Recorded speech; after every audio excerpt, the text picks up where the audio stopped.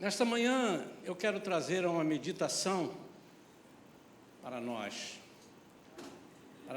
não meditarmos apenas agora durante o período da palavra, mas que nós possamos meditar daqui para frente sobre algumas situações que acontecem na nossa vida e que às vezes no momento não sabemos discernir, não entendemos,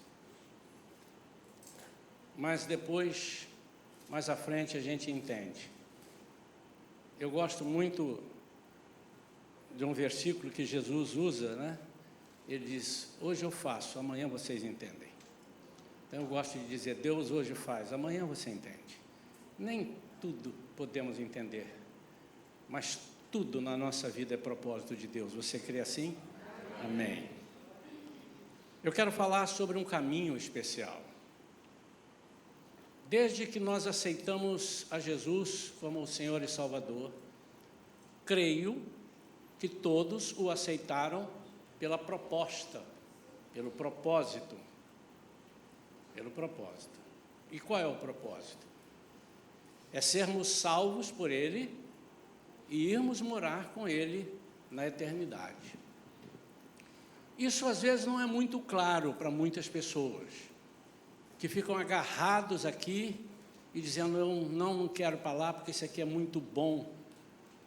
A pessoa que está comendo bife de terceira e um dia ele conhece um filé mignon macio, uma picanha daquela bem feita, e ele diz: puxa, tinha isso e eu não sabia. Porque não se prega muito, infelizmente, acerca do céu, do que é estar com Jesus. Mas eu quero falar sobre esse caminho especial. E esse caminho, eu queria que você, nesta manhã, desse asas à sua memória, à sua mente, e deixasse Deus trabalhar e mostrar caminhos para você andar, caminhos de decisões, caminhos de guerra, caminhos de vitória. Tudo na sua vida eu quero que seja decisão. Eu quero que você, por favor, faça isso. Imagine, eu estou numa caminhada com Cristo. Já pregamos aqui uma vez sobre quando aceitamos a Jesus, tem a porta, entramos por essa porta, e Ele diz: aquele que entra por essa porta é minha ovelha, né? E vai encontrar pastagens, vai encontrar abrigo, vai encontrar direção. Aí depois tem o caminho, e depois tem o final, que estaremos com Ele. E é nesse caminho que as coisas acontecem. É nessa caminhada com Jesus. E se nós não estivermos entendendo muito bem como se dá essa caminhada e por que acontecem algumas coisas conosco, algumas nós não vamos saber depois, como eu disse. Hoje Deus faz, amanhã você entende. Mas em todo o tempo nós teremos a mão do Senhor nos guiando, nos dirigindo. Eu vou ler apenas um versículo e, baseado nele, nós vamos esticar um pouco. É uma história conhecida da saída do povo de Deus do Egito, e está em Êxodo capítulo 13, e o versículo é o de número 17.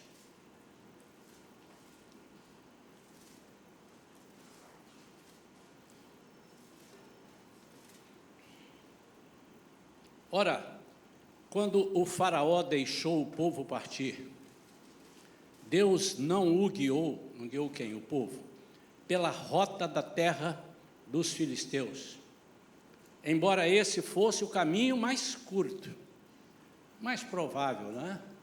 Qualquer pessoa faria. Porquanto entendeu o Senhor, 2 pontos, o que ele entendeu? Para que, porventura, o povo não se arrependa do passo dado, ao deparar-se com a guerra, e volte para o Egito. Para que o povo não se arrependa do passo dado e volte para o Egito. Vamos falar com Deus. Pai, em nome de Jesus, tem misericórdia do teu povo, povo que te segue, o povo que anda muitas vezes com incógnitas, com dúvidas, ou o povo afoito, querendo passar de qualquer jeito por certos caminhos que o Senhor não está conduzindo. Ajuda-nos, Pai, nesta manhã a entendermos. Ajuda-nos. Queremos que o Senhor fale, Espírito Santo. Fale, Espírito Santo, fale conosco. Em nome de Jesus. Amém. Sempre lembre, a nossa história, a história do povo de Deus, nós, a partir de Jesus, é uma história baseada, ou seja, a figura aconteceu com a saída do povo do Egito. Nunca perca isso de vista, e você, quando guardar isso bem, você vai entender muitas coisas através do Espírito Santo. Um povo que estava escravizado, e Deus liberta esse povo para ir para uma terra que Ele prometeu. Todos sabemos disso. O que talvez passe despercebido é que essa é uma figura do que Jesus fez por nós. Estávamos todos escravizados pelo pecado, estávamos sem direção e destinados à morte, mortos em nossos delitos, diz a palavra, e Ele veio e nos resgatou. Então Moisés é uma figura de Jesus. Moisés não é Jesus, mas ele estava apontando para Jesus, quando ele, por Deus, é a pessoa que vai libertar o povo de Deus que estava no Egito sendo escravizado, e Jesus é esse que veio ao mundo para nos dar a vida e nos guiar. Mas Jesus não está aqui, pastor. Claro que está. Ele disse: eu vou, mas vou deixar com vocês o Espírito Santo, o outro Consolador. Ele ampliou. Ele estava ali, ele estava presente, embora fosse, nunca deixou de ser onipresente, mas não se conhece na Bíblia, a não ser depois que ele morre e ressuscita, que ele aparece, depois ele some. Mas antes, o ministério dele de ensino, ele não estava aqui, de repente você procurava, ele atravessava uma parede, ia para lá e voltava para cá e aparecia lá. Não. Mas, pela sua imensa sabedoria, e a sabedoria de Deus, ele sabe, eu tenho que deixar um que esteja em todos, individualmente, mas em todos, ou seja, em cada um de nós, o Espírito Santo. E esse povo, quando sai de lá, o Senhor prepara todas as coisas. Primeira coisa que nós precisamos guardar no nosso coração, queridos irmãos, irmãs, é que seria inútil seguir a Jesus se nós não acreditamos que é Ele quem nos conduz para o chamado que Ele mesmo fez. Você casa com alguém que você não confia? Se você casa, eu vou te dizer, meu irmão, antes de casar, faça um exame, você deve estar maluco. Como é que você pode casar com uma pessoa que você não confia? Para onde ele vai te levar? Já imaginou o marido? O marido sendo indagado pela mulher. O que você pretende? Se não tem a menor ideia. Depois que a gente casar, a gente vê. Você trabalha? Não, mas a gente vai arranjar um emprego. Você pretende ter quantos filhos? Ah, não sei, tanto faz.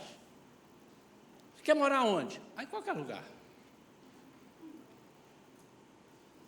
E se mesmo assim você quiser, tem o pai da moça. Quando os besouros chegavam lá em casa, eu perguntava: o que você pretende? Qual é a tua? Você está afim de quê? Passar tempo? Não é aqui. Tem parques, tem cinema, dá para você passar tempo no cinema, mas aqui em casa não. Isso é um pai normal, eu não era o super pai, é um normal. Mas cabe à mulher perguntar, e cabe à igreja entender para onde Jesus quer me levar. Talvez muitas pessoas estejam perdidas hoje, dizendo que estão seguindo a Cristo. Não, eles estão andando atrás de Cristo. Naquela época que ele andava também, tinha os seguidores e tinha os que o acompanhavam para ver o que ia acontecer. Talvez um dos grandes problemas seja esse, que a igreja ainda não entendeu ou não buscou entender para onde vamos e qual é o nosso propósito aqui. Já estudamos aqui na igreja uma vida com propósito. Tem outro livro, Há uma Igreja com Propósito, do mesmo autor. Nós precisamos entender isso. Mas Deus sabe, Deus conhece o nosso coração. A Bíblia diz no Salmo 139, que mesmo antes de sermos formados no ventre da nossa mãe, Ele já conhecia todos os detalhes dos nossos ossos. Ele sabia, inclusive, o nosso nome. O que é isso? Pastor, a Bíblia não diz que Ele já... Meu irmão, se tratando de Deus, eu sei que Ele pode todas as coisas. E essa é uma das coisas que podem barreirar a nossa caminhada com Deus. É nós acharmos que Deus tem limitações. Não, isso aí tem que ser comigo. Sim, tem a sua parte de fazer, mas sempre com a ajuda dEle. Todas as coisas Deus faz. Todas as coisas. E Deus, sabendo que esse povo ficou escravizado mais de 400 anos, não precisava nem ser Deus. Se fosse um líder qualquer, disse assim, eu tenho que tirar os carrapichos desse povo. Mas eu tenho que ensinar esse povo algo que eles nunca aprenderam. Esse povo não guerreava no Egito. Eles só trabalhavam. Mas eles eram escravos. E ninguém que é escravo consegue guerrear. Quando Jesus nos resgata e nos tira, Ele nos tira de um determinado lugar, de alguma escravidão da nossa vida. E nós amanhecemos no dia seguinte, batizados e tal, e achamos que já sabemos segurar armas espirituais. Não sabemos. Então Deus disse, esse povo é um povo que está acostumado a ser subjugado. E enquanto eles não aprenderem, eu não posso expô-los a guerras, a enfrentamentos, mas eles serão. E se você conhece a história, e deve conhecer, se não leu na Bíblia, pelo menos já viu filmes, né, seriados, eles retratam praticamente igual, algumas coisas, tem alguns romances, mas está lá. Esse povo enfrentou, guerreou, venceu. Foi um povo perseguido, mas não aqui nesse momento, que Deus diz assim, que eu vou guiar esse povo. Mas não pela rota que é a mais curta, porque essa rota que é a mais curta é a rota dos filisteus. É um povo acostumado de guerra. Irmãos, uma inocência nossa é nós acharmos que nós, seres humanos, podemos guerrear com Satanás, ou com o diabo, ou com seus anjos. É um erro muito grande. Mas quando nós temos Deus conosco, o Espírito Santo, aí sim, porque o inimigo é espírito, mas além disso ele tem muitas qualidades ruins, ele tem muita força, ele tem muitos atributos, vamos dizer assim, de guerra, que nós não conhecemos, e muitas vezes, pasmem os irmãos, nós achamos tão interessantes os elementos de guerra que o diabo tem, que nós nos chegamos para ele para aprender com ele. Vingança, isso não é de Deus, é do diabo. E se você demole, ele te traz para o lado dele e você vai aprender a ser vingador. Amém ou não? Mágoa é do diabo. Raiva, ódio, tudo do diabo, da carne, é do diabo. Não pode ser Deus que implantou isso. E às vezes, quando nós não sabemos lutar, nós nos aliamos ao inimigo. Às vezes, quando nós percebemos que não temos força, a saída é eu ficar amigo dele, porque pelo menos ele me protege. Quantas vezes você já ouviu pessoas darem depoimento? Não, aqui é uma comunidade perigosa, mas não tem problema não, porque os caras aqui nos protegem. Isso está errado, irmãos. Pastor, mas qual o jeito? Qual o jeito? Vamos orar e perguntar a Deus. No meu caso, eu sei responder se eu estiver num lugar desse. Mas será que eu não tenho um Deus que pode todas as coisas? Tiro eles de lá ou eu me tiro de lá? Eu dirigi uma vez, já falei isso aqui, mas tem muita gente nova, não deve ter ouvido. Eu fui diretor de uma instituição evangélica, a igreja que eu fui membro, E ali no Morro da Gamboa, lugar difícil, e tinha uma comunidade, ainda tem, mas era muito perigosa. Uma vez entraram lá, eu estava viajando, entraram lá e mataram 17 bandidos lá dentro, a polícia entrou, era guerra. E nós tínhamos as nossas crianças, era uma instituição de ação social. E o portão ficava aberto lá embaixo, os bandidos entravam para fugir da polícia e passavam por dentro. E um dos irmãos em Cristo, até ele era pastor, e ele veio me dar um conselho: rapaz, para você ter sucesso aqui, deixa o bandido tomar conta lá do seu portão, que ele sabe quem pode entrar, ele conhece vocês, e o outro ele não vai deixar. Eu não durei nem 6 meses depois nessa instituição, porque a resposta que eu dei foi: mas se o diabo tiver que tomar conta da instituição cristã, eu estou no lugar errado. E ele falou assim: você é muito radical, isso é fanatismo, você precisa entender as coisas. Ele era mais velho que eu. Você precisa entender as coisas como elas são. Eu falei assim: então eu não quero entender dessa forma. Se eu tiver que ter um anjo lá, para não deixar ninguém entrar, fechando o portão, e esse é o do tráfico, é o bandido, tem alguma coisa errada na minha vida, irmãos.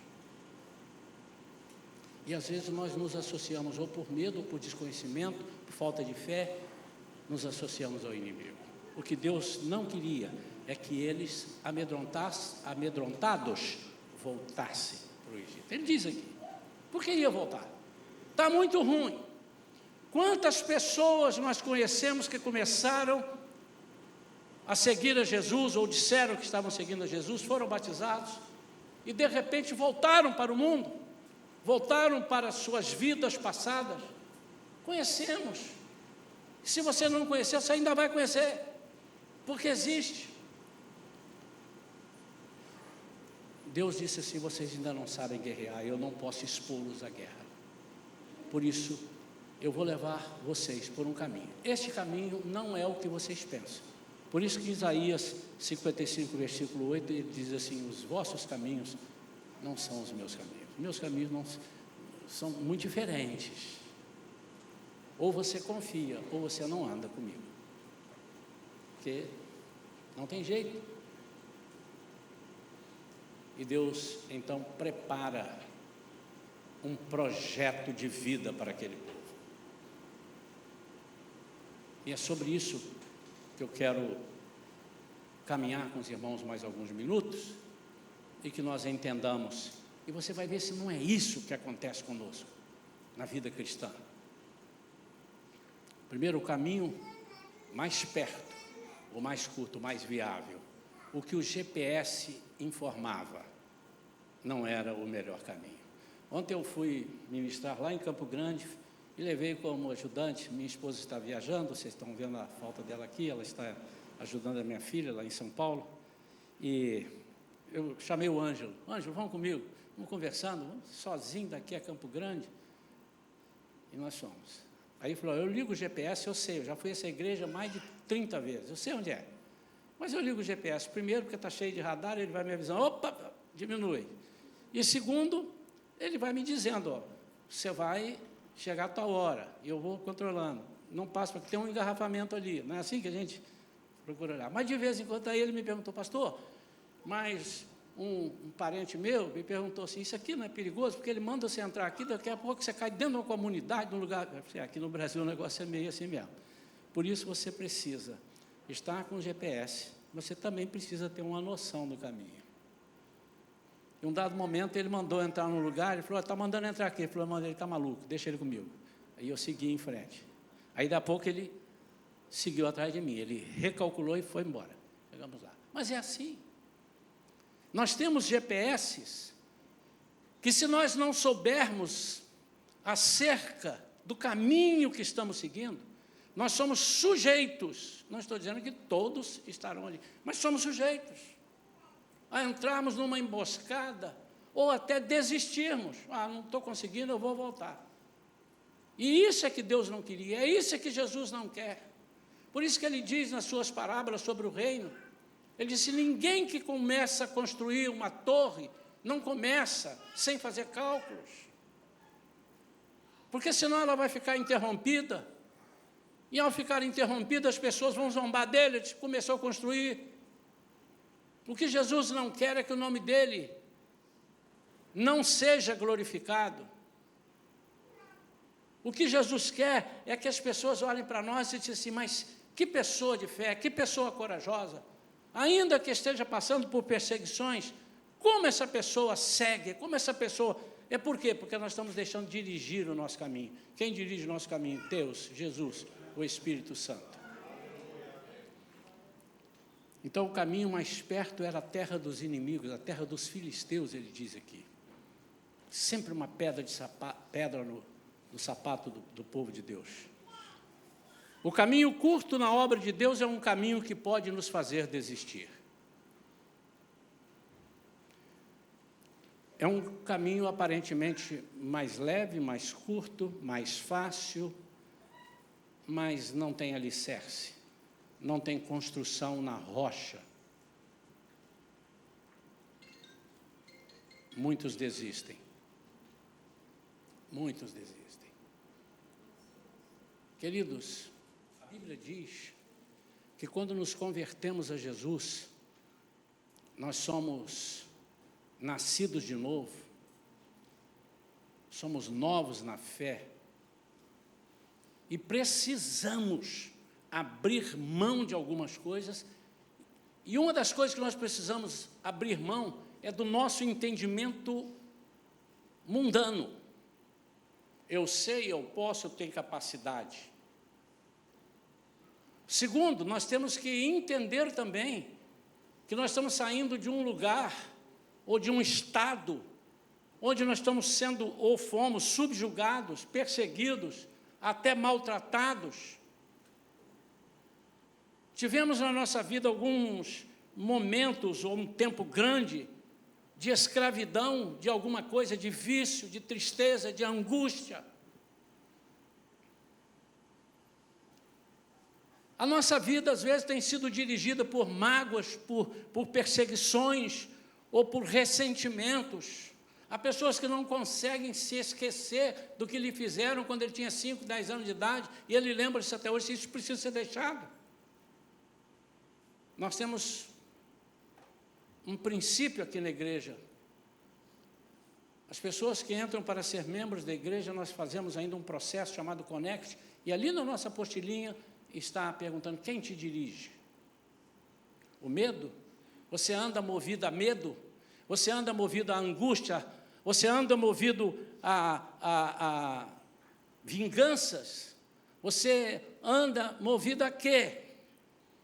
E todas as pessoas que dizem, eu estou vindo e tal, e começam a comentar que tem uma mágoa, tudo, irmão, o primeiro passo, isso pode demorar o tempo que for, mas antes de você ser membro dessa igreja, você precisa perdoar, você precisa acabar com essa mágoa, porque senão você vai plantar o ovo de Satanás aqui dentro. Você só tirou de endereço, você mudou do endereço e trouxe para cá. Nós não queremos isso, mas não porque vai estragar a nossa igreja, não, porque você não vai chegar ao lugar que você pretendia chegar, você vai achar que o problema era outro, e o problema era você. Eu quero te ajudar. Te receitar um remédio errado. E eu, como médico, bom no que faço, imagine isso, tá, irmão? Não sou médico, nem sou bom no que faço.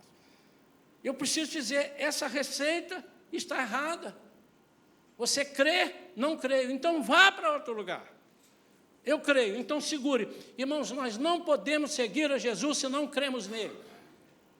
Se nós não cremos no que é pregado aqui, se nós não cremos no que é ensinado aqui, nós estamos perdendo tempo, tomando lugar de outros que querem. Infelizmente é isso. Jesus mesmo, eu não estou falando nada do pastor Isaías, é da Bíblia. Jesus começou com palavras duras, porque eram palavras duras, eles precisavam ser sacudidos, e os discípulos disseram, quem pode com essa palavra? Quem pode com isso? E começaram a ir embora. E Jesus então vira para os que ficaram e disseram, vocês querem também? Podem ir. Mas Pedro disse, para quem iremos? Se só tu tens palavras de vida eterna. Você precisa crer nisso. O povo tinha que crer. E muitas vezes, irmãos, Quantos? Nós estamos aqui, faremos 15 anos em outubro. Se Deus quiser, diga amém aí, irmão. Amém. Você não está esquecendo disso não, né? Tem uma surpresa, tem coisas boas em outubro para nós aí. Amém. Separe aí. Separe aí.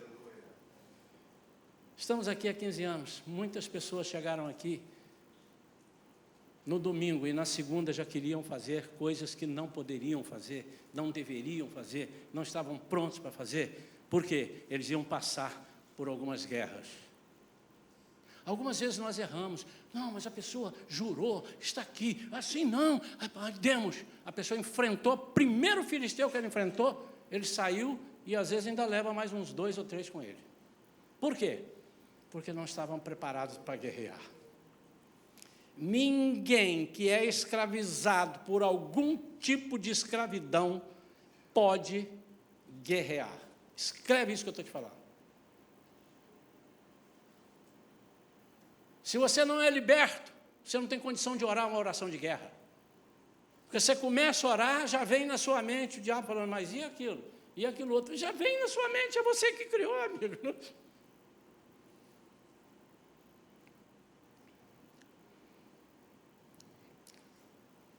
É quando preferimos seguir a Jesus sem procurar conhecê-lo bem.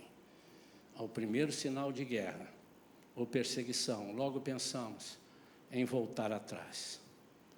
É o caminho do conforto sem sacrifício. Mas quando vem a tempestade, somos levados.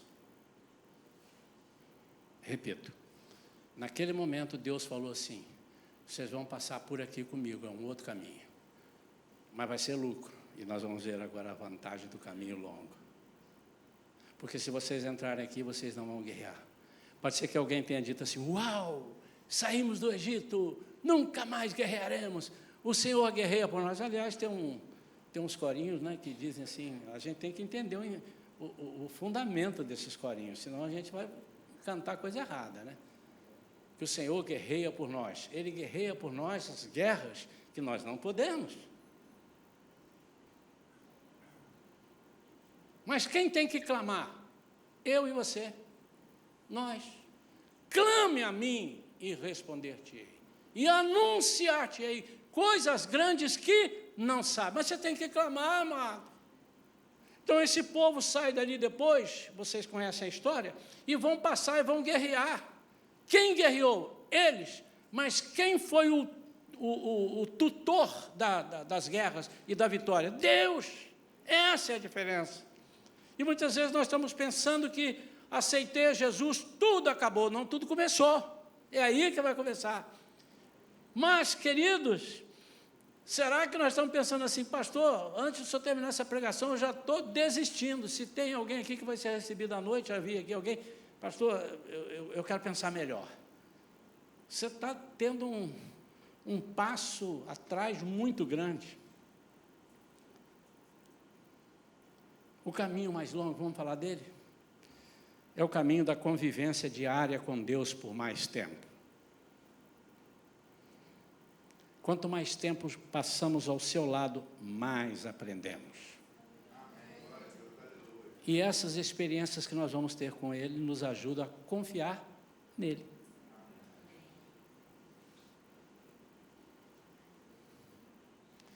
Como é que um credor te dá um crédito? Você primeiro precisa comprar fiado.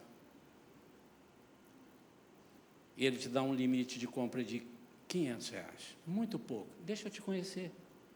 E quando ele te conhece, ele acredita em você. E ele te dá mais 1.000, ele te dá mais 2.000, e você vai pagando, ele te dá 5.000, daqui a pouco ele diz assim, sem limite. Como é que você vai crer em Deus dessa forma, se você nunca fez uma experiência com Ele?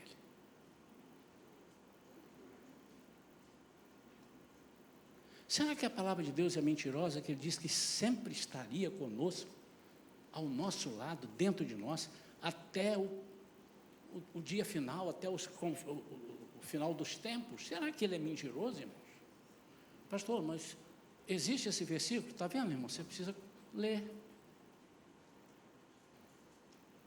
Mas será que é verdade? Se este não for verdade, os demais não são verdades que estão inseridos aqui. Esse caminho é o caminho onde a gente entra e começa a entregar para Deus as nossas muletas, as nossas escoras. E muita gente é apaixonado pelas suas muletas e escoras. Não estou dizendo literalmente, tá, irmãos? Tem algumas pessoas que são deficientes, nós temos aqui e precisam de uma muleta. Não, os irmãos sabem que eu não estou dizendo isso. Estou dizendo muletas que são crentes e ainda se agarram nas coisas, nas crendices. Esse povo lá, nosso pai, ele aprendeu tanta coisa errada no Egito. Os egípcios tinham uma outra concepção de vida. E foram 400 anos, eram 4, 5 gerações ali, irmãos. Eles aprenderam que quando o negócio não estava dando errado, eu vou contextualizar, trazer para hoje, tá? Quando o negócio não está dando errado, figa. Está dando um assalto, não sei o quê, bota uma ferradura na porta. O pé de coelho. Há pessoas crentes, ou querentes, né? Não sei se são crentes ou querentes, que não saem de casa sem ler seu horóscopo. Não vou olhar para ninguém não, porque se eu pegar a gente rindo, eu vou logo deduzir que... Misericórdia. Deixa eu até beber uma água aqui.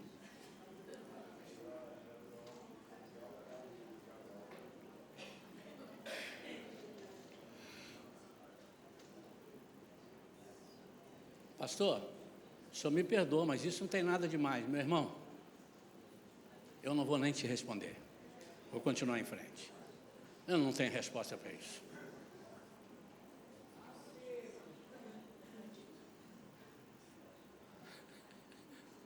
Eu nasci no lar cristão. Eu lembro que até uns 10, 12 anos de idade, se tinha uma escada assim, eu não passava debaixo da escada. Gato preto, se eu visse, eu batia 3 vezes na madeira. Um lar cristão. Nunca ninguém tinha me ensinado, mas um dia eu aprendi. E quando eu aprendi, eu fui liberto. E passei a andar com Cristo e guerrear. Pastor, mas eu tenho medo. Está certo, eu estava conversando com a irmã ali hoje. O medo é muito bom na nossa vida, irmãos. Josafá teve medo, muitos tiveram medo. Você sabe o que aconteceria com a sua vida se você não tivesse medo? Não, medo não existe, né? Que eu não tenho medo, não existisse o medo. Você ia enfiar o braço dentro da boca do jacaré. Ia, você não tem medo. Ia ficar sem o braço, naturalmente, mas ia enfiar o braço. Que ele ia entender que era comida, ia morder, ficar e levar seu braço. Então é necessário, sim, mas não estou falando disso, eu estou falando de caminhada com Deus. O caminho mais longo é o caminho da convivência diária. É o caminho com raiz. Não tem um negócio que, já falei aqui, você conhecer uma pessoa, você tem que comer com ele um saco de sal. E eu expliquei, alguém depois veio falar, pastor, não tinha pensado nisso. É porque esse ditado é muito antigo, e naquela época não tinha saco de 1 quilo, cisne, iter, não tinha, não existia. Era saco de 60 quilos. Não é um saco de açúcar, irmão, que aí você devora em 2 dias. Né? Sua glicose vai lá em cima, você come. Agora um saco, põe um monte de sal na boca, que delícia. Não, então é devagarzinho. E 60 quilos demora anos para você consumir 60 quilos de sal. Faz a conta aí, você que gasta 1 quilo aí na sua casa. Significa, não é literal isso, irmão, significa, tenha convivência. Ele não está dizendo de tempo só, ele está dizendo de parceria. É o caminho do novo tempo, é o caminho de novidades de vida. É um erro nosso quando entramos para a igreja, mesmo sendo crentes vindo de outra igreja, mas principalmente eu estou dizendo daqueles que estão sendo crentes, vindo cair aqui, cair no sentido bom, né? Vindo aqui, às vezes cai mesmo. Vem aqui para Shalom, e a gente começa a ministrar, e as pessoas dizem, está muito apertado, está muito duro, está muito... Mas não é duro, é a palavra, é porque nós estamos cheios de coisas que estão agarradas em nós, que precisam ser libertas, tiradas de nós. E aí a gente chega e já começa a imaginar que a vida é um mar de rosas, mas Quantos crentes que são crentes há 20 anos que falam palavrão até hoje?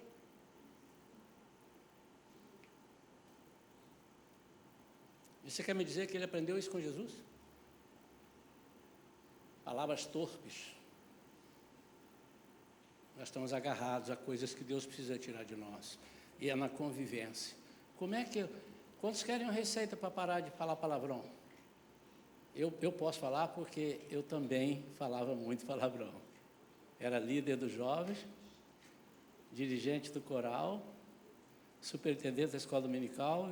Quando o pastor falava, vamos agora passar a escola dominical, eu sentava lá atrás, porque de lá atrás eu vinha orando, Senhor, tem misericórdia. Não deixa eu falar um palavrão, não. Meu Pai, ô Senhor Deus, meu Deus, me ajuda. Até eu chegar aqui à frente, eu já estava mais dentro do Espírito. Trabalhava num setor bancário, onde a turma falava muito palavrão, eu estava do lado. Eu aprendi, criei um monte de carrapicho. Como é que tira isso? Quem tira é só uma pessoa, o Espírito Santo. Mas como é que é? Como é que é? Ah, pastor, como é que é? Se eu vou aí na frente, o senhor impõe a mão e pá, pronto, saí. Não. Está enraizado. Você tem que dar uma volta por um caminho longo. E qual é essa volta? Ninguém fica com uma palavra na boca, perdão, não é isso que eu quero dizer. Eu vou dizer a mesma coisa, mas com outras formas. Ninguém tira da sua mente um pensamento, a não ser que substitua esse pensamento por um outro pensamento. Quantos entenderam? Então, eu vou introduzir um outro pensamento. Vou introduzir novas palavras. E onde eu aprendo? Aqui, ó. Você sabe que eu já li bastante a Bíblia, nunca achei um palavrão aqui? Então, eu vou aqui, e vou lendo, e vou lendo, e vou lendo, vou lendo. Nisso que eu vou lendo, eu vou tendo vontade. Falamos isso domingo passado aqui, irmãos. Os irmãos estão lendo? Domingo à noite foi um culto abençoado. Quantos estavam aqui? Amém? Então, fizemos uma roda aqui todo mundo, ficamos meia hora aqui, queimando coisas, né, que não eram nossas. Vários testemunhos. Ficamos cerca de meia hora, depois da pregação.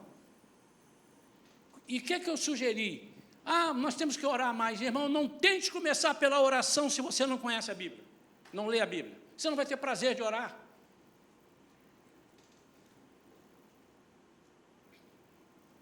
Não tente conversar com alguém que você nunca conversa. A conversa vai demorar 2 minutos. E aí? Legal.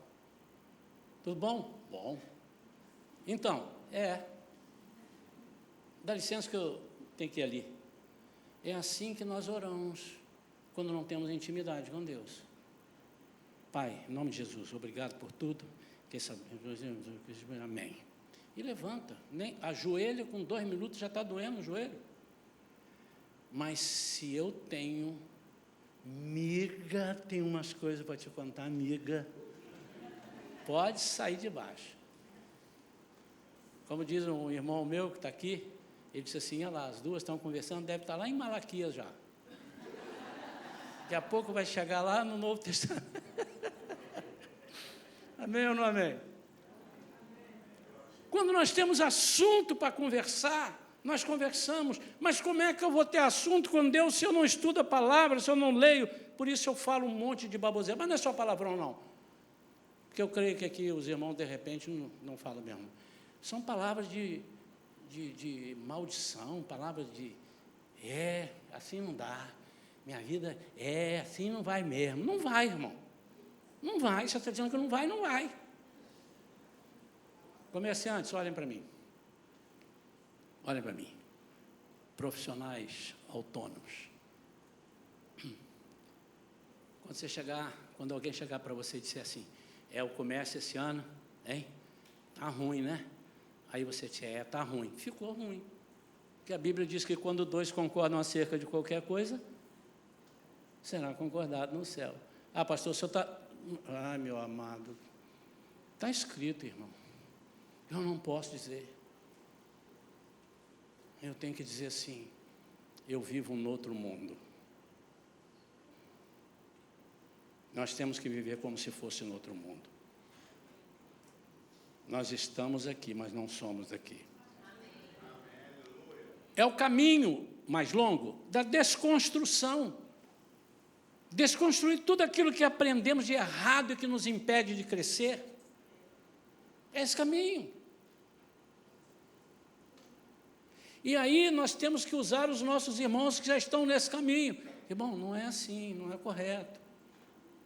A Bíblia diz isso. Não é que você está errado, está amarrado de falar isso para mim. O cara vai ficar amarrado mesmo. Porque ele não sabia, se amarrou o camarada. Você tem que dizer para ele, olha filho, não é assim, a Bíblia diz isso.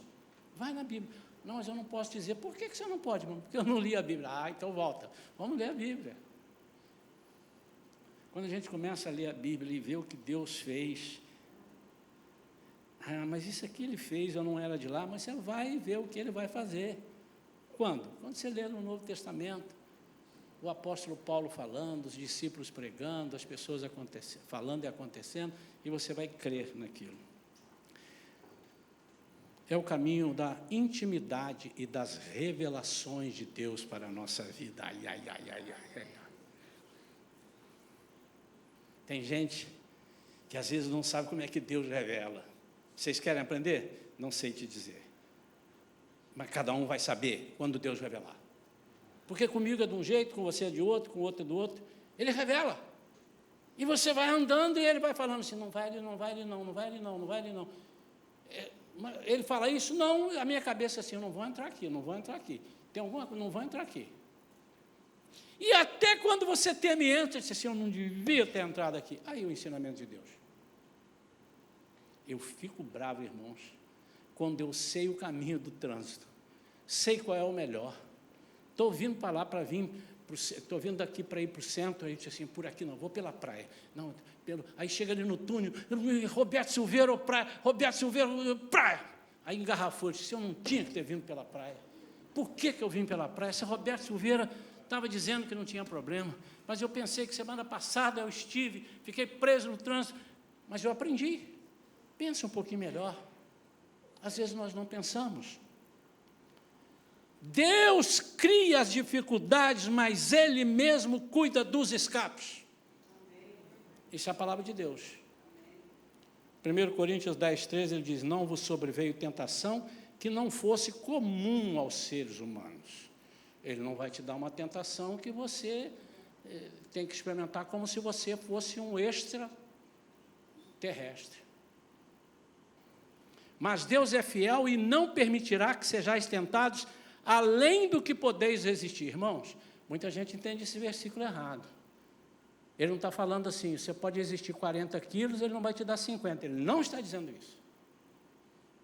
Ele está dentro da primeira frase. Ele não vai te mandar dirigir uma Scania se você não sabe dirigir um Fusca. É isso que ele está dizendo. Volta aqui. Não vos sobreveio tentação que não fosse comum aos seres humanos. Mas Deus é fiel e não permitirá que sejais tentados com coisas incomuns. É o que ele está dizendo. Tentados além do que podeis resistir. É nesse sentido que ele está dizendo.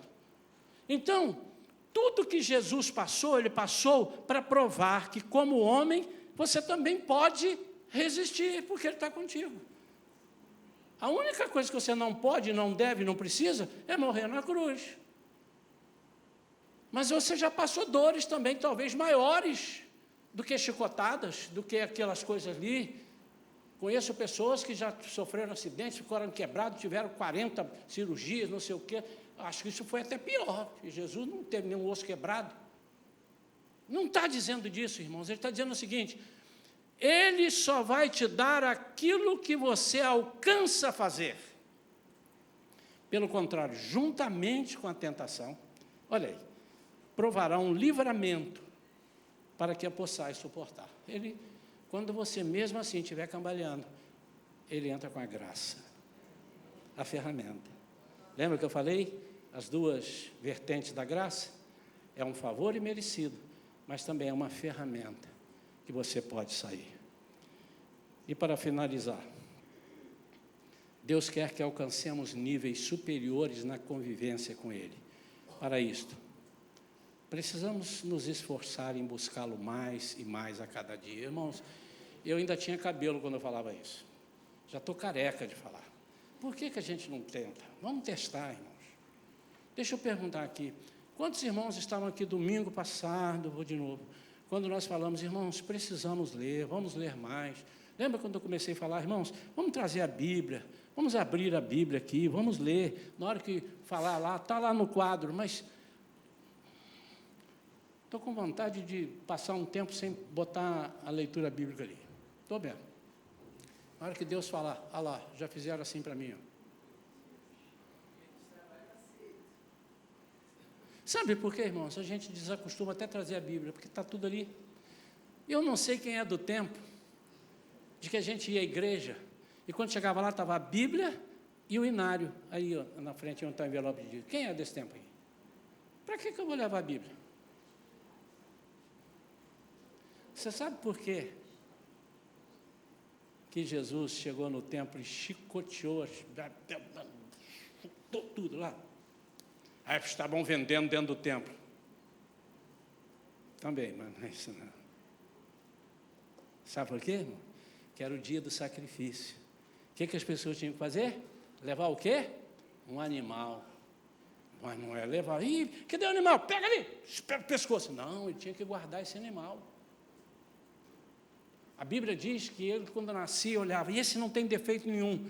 Ele nascia, ele já botava ele dentro da manjedoura para os outros não pisarem nele até ele crescer um pouquinho. Por isso é que Jesus foi posto na manjedoura, como o cordeiro que seria sacrificado. Essa é a história, irmãos. É bonita. Esse animal é que tinha que ser sacrificado. Não é qualquer um. Pega lá no galinheiro aquela galinha, aquela que está sem perna, já está enchendo o saco ali, pega lá. Não. Mas as pessoas não tinham tempo ou não queriam. Aí disse assim, aqui no zap da igreja está informando, compre o seu animal aqui. E as pessoas iam para lá. Pode estudar que é isso, eu não estou inventando não, irmão. Aí quando chegava lá, uns trazendo, e outros assim, cara, esqueci aqui, tem um bezerro, uma pomba, uma coisa para vender, e tem. E aí os caras que viam que eu fui para o Maracanã sem ingresso, e não tinha mais ingresso, o que é que eles fazem? Cambista. Então, um pombo que ia custar R$2, custava R$50. Aí Jesus ficou bravo. Com eles que estavam abusando, e com os outros. Essa é a história, irmãos. Quantos não sabiam disso? Está vendo? Vamos estudar. Aí a gente vem para a igreja, nem Bíblia mais traz. Pastor, mas tem lá. Tá bom, irmão, quando você passar na rua com a Bíblia, você há de encontrar um desesperado. E ele vai dizer assim, dá licença, dá licença, dá licença.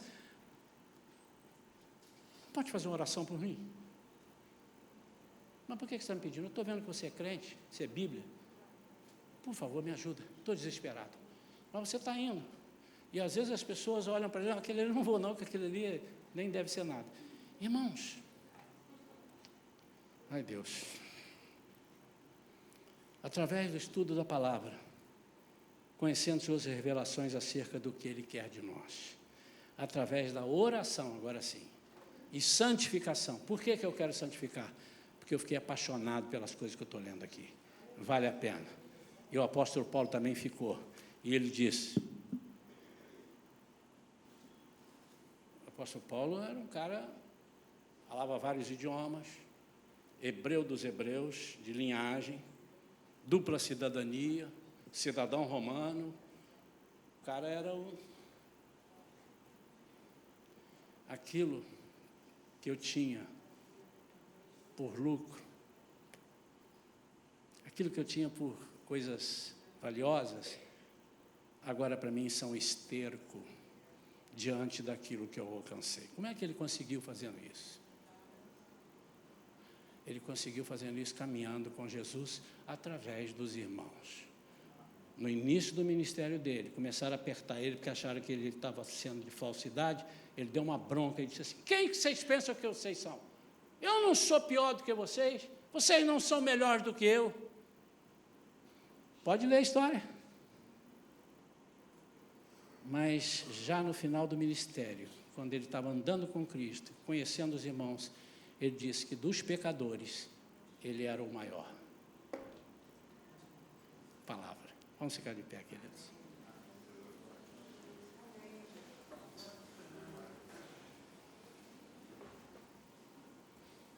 Nós gostamos muito de cantar. Leva-me por um caminho, o seu caminho, não sei o que caminho. Eu confio, Senhor, eu confio em Ti. Mas a teoria é uma coisa, prática é outra. E Deus não faz nada para que você não possa aprender. Não. Ele só faz, não para te castigar, mas para você aprender. Assim como você faz com seu filho. Se você soubesse que seu filho ia tomar tombo quando começasse a andar, talvez você não tivesse tomar tombo e sujeito a cair e até morrer. Você não ia deixar, você ia carregar ele no braço o tempo todo. Aí um dia eu ia chegar aqui, o que houve, irmão? Hein? Você está assim? É, de tanto carregar meu filho. Quantos anos ele tem? 25? Bota ele no chão. Papai, eu não sei andar. Claro, você carregou ele no colo até agora.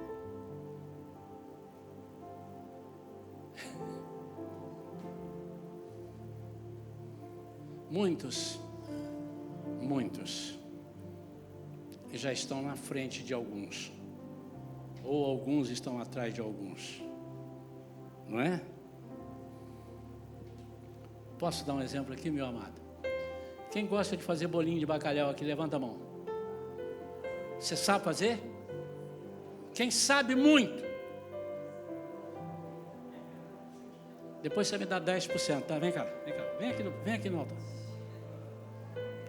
Vocês talvez não saibam, irmãos, mas esse camarada aqui é o rei do bolinho de bacalhau. Sabiam disso? Não, estou falando sério. Não é isso, meu irmão? Você tem uma indústria. É uma fábrica em Piratininga. Você fornece para o quê? Umas 2 casas, mais ou menos? Mais de 100 comércios. Mais de 100 comércios. Quantos não sabiam disso? Quantos já compraram, além de mim? Aliás, minha esposa puxou minha orelha semana passada. Rapaz, esquecemos de comprar bolinho. Agora subiu para 20% a comissão. É porque eu olhei para ele aqui e lembrei agora. Como é que eu vou saber se eu não converso com um camarada?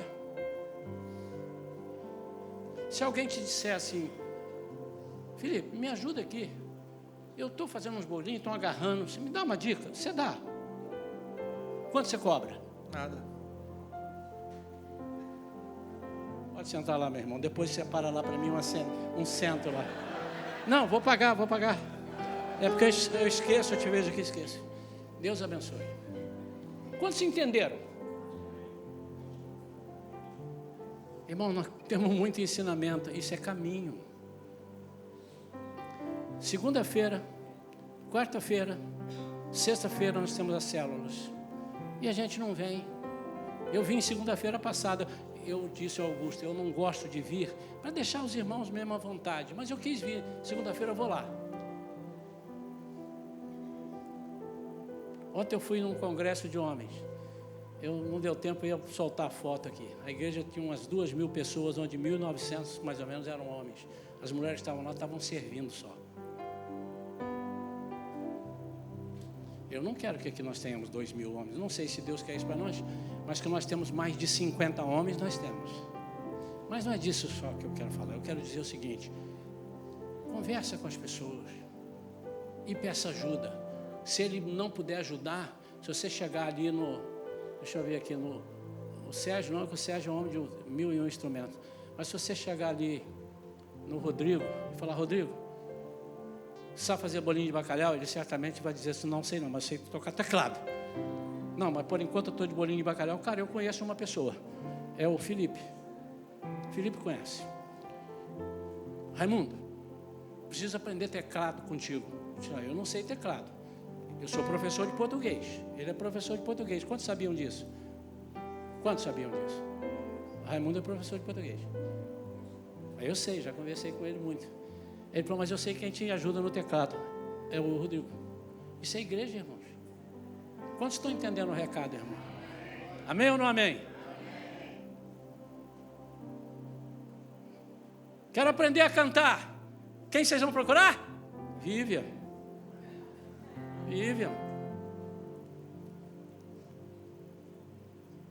Já estou passando o bastão, irmão. Quero orar pela sua vida.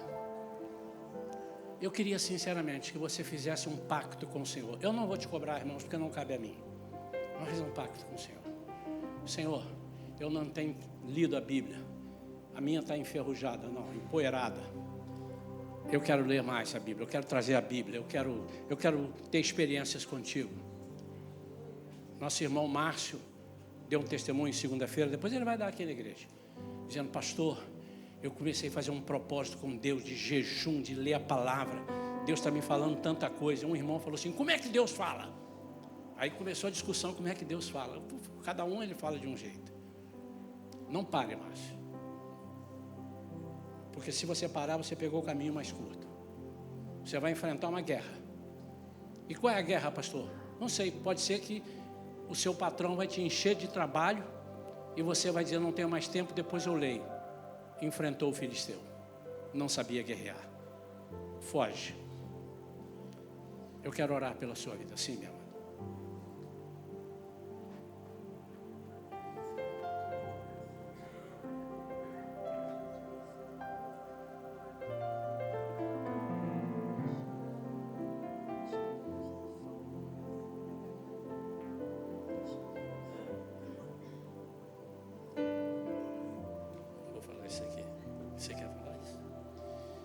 Ela está dizendo: uma vez estava chegando em casa, Márcia, descendo a rua, e teve um assalto, e o ladrão pediu as coisas. Aí o marido falou assim: espera aí só um pouquinho, deixa eu pegar minha Bíblia.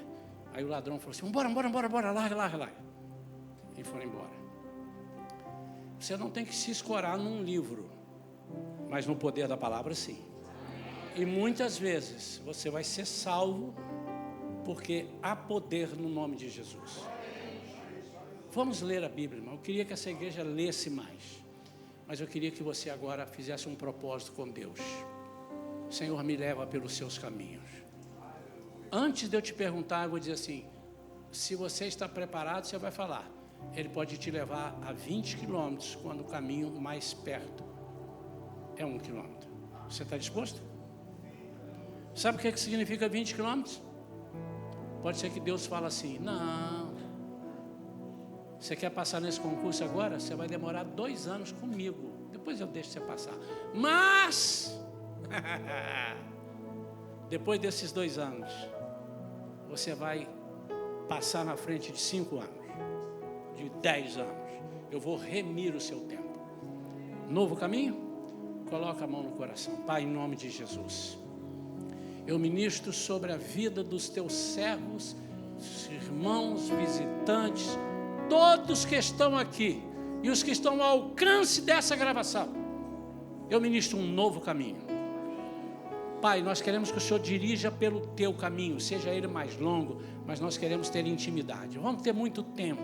Andando contigo, vamos contar muita história. Vamos ouvir muita história. Vamos ver muitos milagres.